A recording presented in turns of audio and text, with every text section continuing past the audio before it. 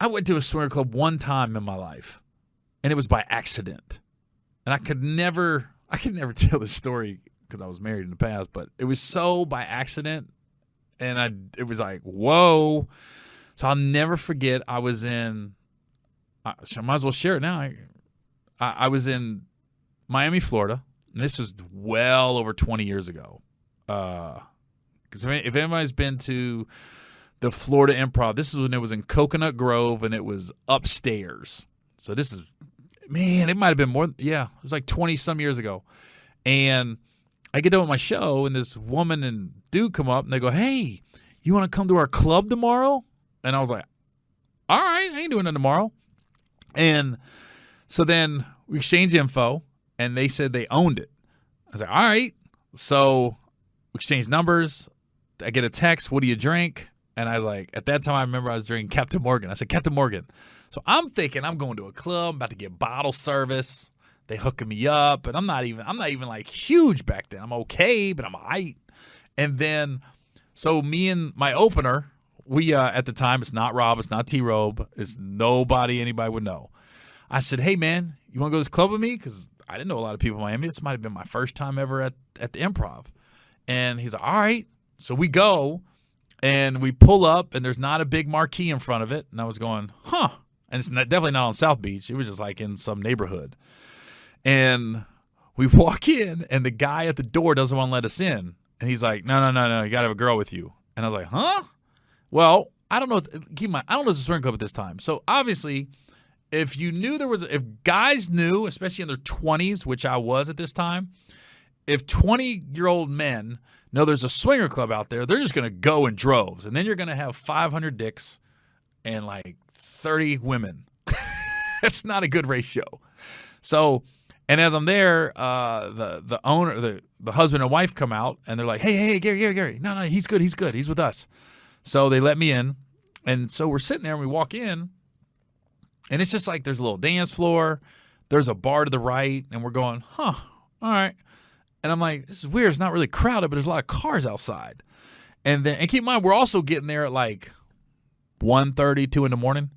And they say, hey, we got your drink. And it's like behind the bar, the guy has a bottle of Captain Morgan. And he goes, what do you drink with it? So then he pours me a drink. I go, that was weird. I thought I was going to have a section. There's no sections here. And my bottle is just sitting behind a bar. And then I see all these people in robes, like going up these stairs through this door. And I'm going, and I literally looked at the lady, and I go, you guys got a pool here?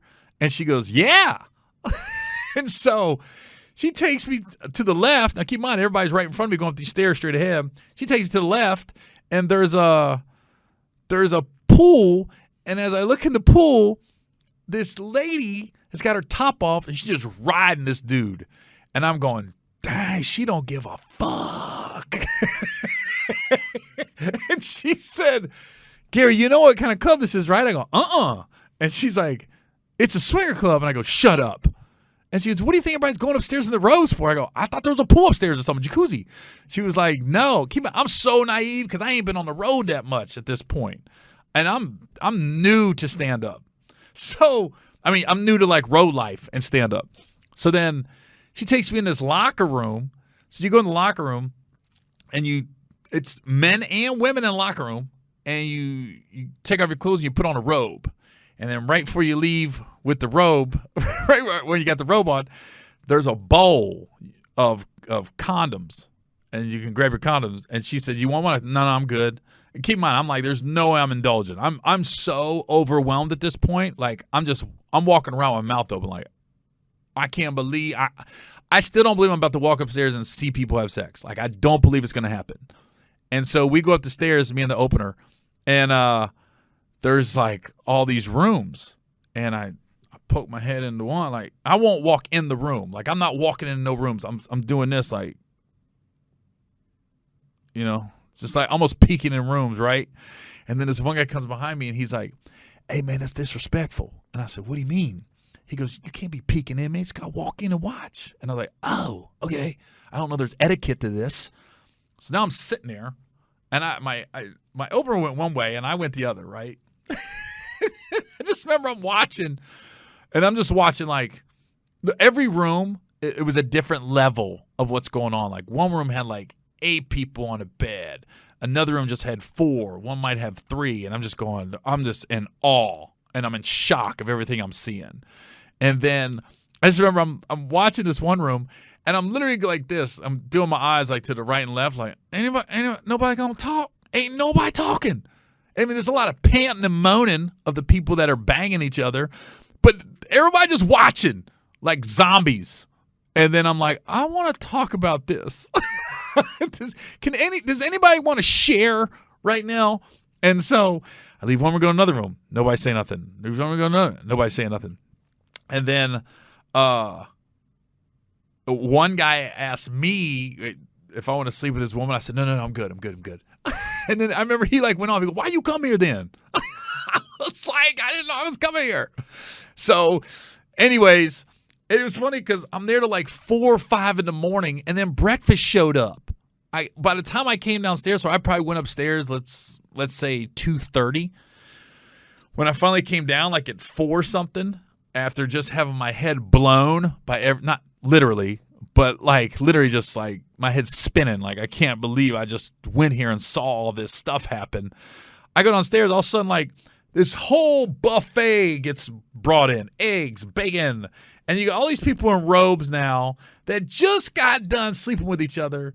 And they're all just talking, having some eggs, some bacon. Like it's nothing. Mimosas, Bloody Marys. I'm like, what the heck?